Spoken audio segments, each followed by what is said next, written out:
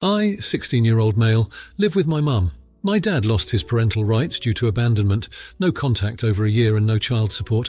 He contacted us after getting sober and things seemed to be going well, but then his new wife tried to prohibit me from reading YA books featuring queer characters. That was when I decided to not visit their house again so I don't have to follow their rules. This morning I found out that my dad's new wife got pregnant. They asked me to meet them at a cafe and I decided to go just to hear what they have to say. It's been 20 days since I last saw my dad. They asked if I would consider helping babysit the kid after he is born. They are thinking of having me over for 3 hours each day when the baby is born, so that they can have their time outside by themselves. When I asked my dad's wife if she would still try to control what I read, she said yes, and that she doesn't want me bringing certain books to their home. I told them that I won't do it then since they expect me to just sit there doing nothing for 3 hours, except watching the kid. They won't even allow me to use the TV since she doesn't want anyone else touching their remote. My grandparents said I should be willing to consider the idea, since the kid is my half-sibling. Update. I told it to him straight. I told him he's crazy if he thinks that as a 16-year-old I'll take responsibility for an infant 3 hours a day, not to mention zero pay and having his wife censor my reading materials. Then I told him I hope he's a better dad to this kid than he ever was to me, before blocking him. Now for a few comments before the update. Comment 1. Not the idiot. If the only reason they are even reaching out to you now is because you would be a built-in babysitter, then I wouldn't ever go to their house ever again. Period. The fact that they are on top of that, trying to control what you read and watch at 16 years old, is ridiculous. Your dad doesn't get to pick and choose when he wants to be a parent to you, and your stepmom has no right to control anything to do with you. If I were you, I would go completely no contact with them, and I highly recommend getting some therapy to deal with your abandonment issues and how horribly your dad has treated you. Always remember, you don't owe your dad a relationship just because he is your dad. He should have to earn being a part of your life by respecting you and showing he values your time and energy, just like anyone else. Comment 2. Not the idiot. They just want free childcare. And at 3 hours daily, that's a lot of free childcare. There's also the separate issue that a 16-year-old is likely not equipped to take care of a newborn baby with zero supervision. I say that not as a slight on you or your maturity, but as an issue that any reasonable new parent should think of before arranging childcare. Since they seemingly don't trust you to choose an appropriate book or touch their TV remote incorrectly, why would they think you are capable of taking care of a newborn? Explain to your grandparents that you aren't against having a relationship with the new half-sibling, just against this particular arrangement. Comment 3. Not the idiot, OP. That's a lot of presumably free childcare thereafter. They shouldn't expect 1 minute from you. Asking if you'd babysit once in a while and paying for it is one thing, which even then it is okay for you to say no, but giving up 3 hours per day is ridiculous. What about you, OP? What about your studies/work/leisure time? As for censoring your reading and not allowing you to watch TV, nope, I'd be out of there. As for your grandparents saying you should babysit because it's your half-sibling, that's a hard no. Visiting your dad and his wife to see the baby is one thing, but they're trying to use you. Now, for the update. After I last posted, things escalated way more than I ever expected.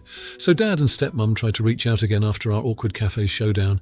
They sent texts, called, and even had family members trying to guilt me into taking up the babysitting gig, saying it was about family responsibility and that I was being too harsh. I tried to keep my distance, but then, out of nowhere, my dad showed up at my school. Yeah, you heard that right, at my school. He made this big public apology in front of my friends, practically begging for forgiveness and another chance. It was intense. Part of me felt sorry for him. He looked genuinely upset. But then I remembered all the things he'd put me through. Now here's the wild part. My mum found out about this school scene. She was livid. Turns out she has a protective streak wider than the Grand Canyon. She and Dad had a huge blow-up over the phone that I accidentally overheard. Mum accused him of trying to manipulate me and playing the sober card to whitewash past neglect. Fast forward a few days and out of the blue, my stepmum reaches out directly to me. This time without my dad's knowledge. She wanted to clear the air. We met up at a different cafe and she actually, wait for it, apologised. She told me she's been attending family therapy sessions and realised she was trying to impose her beliefs on me. She even said she'd make no more comments about what I read or watch. I was floored. But wait, it gets crazier. During this meetup, she confesses that she's considering leaving my dad because he's relapsed. The new baby. Apparently it's become the only thing keeping them together, and she's scared of doing it alone. She was almost in tears, and I kind of felt bad for her. Meanwhile, Dad's been blowing up my phone with messages, swinging wildly between apologies, and then blaming me for tearing the family apart.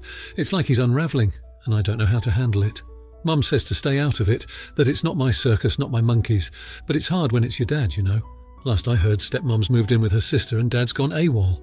No one's seen him for days. As for the babysitting, that's off the table entirely now. But with everything that's happened, it seems like the least of our worries. So, yeah, that's the update. Not what I expected when I posted 2 weeks ago, for sure. Fielding advice and support from you guys has been a lifeline. Here's hoping the next 2 weeks are a little less eventful. Now, for the comments. Comment 1. Not the idiot. It's clear from the story that your dad and stepmom have been overstepping boundaries by pressuring you into a babysitting job you are not comfortable with. It's important to set and maintain personal boundaries, especially when it comes to work that you did not agree to. Moreover, involving other family members to guilt-trip you is a manipulative tactic, and it's understandable why you would be upset by it. Your dad's decision to apologize in public at your school was an inappropriate way to address the issue. Public apologies can be a form of manipulation, as they put the recipient under pressure to forgive in front of an audience. It's not surprising that your mum perceived this as manipulative behaviour. Regarding your stepmum's revelation about considering leaving your dad due to his relapse, it's essential to recognise that you are not responsible for the decisions and actions of your parents. Their relationship issues, including your stepmum moving out and your dad's subsequent disappearance, are not your fault. You are not the cause of your family's problems, and your dad's attempt to blame you is unfair and unwarranted. It's good to hear that the babysitting job is no longer an issue, and I hope you find the peace and stability you deserve in the future. Comment 2. Not the idiot. In this situation, your right to autonomy and the choice of whether or not to accept employment was not respected by your dad and stepmom. The insistence on your taking a job against your will is a violation of your personal agency, and it's entirely appropriate for you to resist that pressure. It's concerning that your dad thought it appropriate to intervene at your school, which could have had repercussions on your social and academic life. The aftermath of the situation with your stepmom is also telling. It shows that there are underlying issues in their relationship that have nothing to do with you. The fact that your stepmom apologized to you indicates that she recognizes the unfairness of the situation you were put in. It's a positive step that she's acknowledging the inappropriateness of their actions and is taking steps to address her own situation. Your dad's behavior in blaming you for the family's problems is a classic example of deflection and a failure to take personal responsibility. It's important to recognize that adults are responsible for their own actions and choices, and it's deeply unjust to put that weight on a child or young adult's shoulders. You should not be made to feel responsible for adult issues, and it's healthy that you are looking forward to moving beyond this turmoil. Comment 3. Not the idiot. Your experience demonstrates a clear case of boundaries being violated repeatedly by your dad and stepmom. Not only did they try to coerce you into a job, but they also involved other family members to emotionally manipulate you, which is a breach of trust and respect. The public apology at your school from your dad was not only inappropriate but also potentially humiliating. Public spaces are not the venues for private family matters, and doing so can be a tactic to force a specific response from you while avoiding a genuine private reconciliation. With the stepmom reaching out to apologise and sharing her own struggles, it's evident that there are deeper issues at play within their relationship that have spilled over into your life. Her decision to leave and your dad's subsequent disappearance further illustrate the volatility in their relationship, which should not be made your burden to bear. Your dad blaming you for the family's issues is a form of emotional abuse known as scapegoating. It's a way to avoid facing his own problems and responsibilities by putting the blame on someone else. In this case, you. This is highly unfair and damaging. It's crucial to maintain your sense of self-worth and understand that you are not to blame for the adult's choices and actions in your life. Looking forward to a less eventful future is a healthy and justified response to such a tumultuous period in your life. Now, for the next story. I, 39-year-old female, have a daughter Vihana, 14-year-old female, with my husband Cole, 39-year-old male. I'm South Asian and my husband and the rest of his family are white. My mother-in-law Connie had recently taken Vihana over for the weekend at her and my father-in-law Tom's 65-year-old male house. They've had my daughter over for weekends and holiday stays before, so I wasn't worried about anything happening, and Vihana seemed fine during our morning and nightly phone calls. Today, when my mother-in-law dropped Vihana off, I was shocked to see her almost waist-length hair was now shoulder-length and that it was now straightened. Vihana has been determined to grow her hair out since she was in the 6th grade and has expressed no desire to straighten her normally curly hair before. Vihana was crying and explained to me that her grandma had done this all herself and lied to her that I gave my permission for my mother-in-law to do this, which is why she didn't mention it when we talked. Needless to say, I was pissed, and after comforting my daughter, I told Cole what happened, and we talked for an hour about what we should do about the situation. We eventually came to the agreement that my mother-in-law wouldn't be seeing Vihana alone until she learned to respect Vihana's boundaries. We ended up calling my father-in-law to see if he had anything to do with this, and he was horrified when we explained things to him and said that my mother-in-law gave him the same lie about getting my permission to do this. My father-in-law apologised profusely before hanging up, and I ended up sending a text to my mother-in-law about how she was unable to see Vihana alone until she apologised for what she did and learned to respect Vihana's boundaries. It was quiet for a while until Cole and I started getting bombarded with texts from both my mother-in-law and my sister-in-law, Lucy. My mother-in-law is furious with me for trying to keep her away from her granddaughter, and for telling my father-in-law what happened because he's now staying in a hotel and contemplating their marriage. Lucy is calling me a witch for what I did, and saying it wasn't a crime for my mother-in-law to act in my daughter's best interest, even if she went behind my back, because clearly I wasn't going to take care of her. Now for a few comments before the update. Comment 1. Lucy is calling me a witch for what I did and saying it wasn't a crime for my mother-in-law to act in my daughter's best interest, even if she went behind my back. No, Lucy. Mother-in-law firstly doesn't get to decide all by herself what's in the best interest of someone else's child. And no, Lucy, it's not okay to go behind people's back. Father-in-law is contemplating his marriage, surely not only because of one incident. It takes a lot more for people to get to a point where they contemplate their marriage. Maybe mother-in-law is a pathological liar and has done other damage too, and that's their problem to deal with. So, yay OP, not the idiot. Keep your mother-in-law away from your kid. I'm so sad for your daughter. It takes so much time and effort to grow and maintain hair.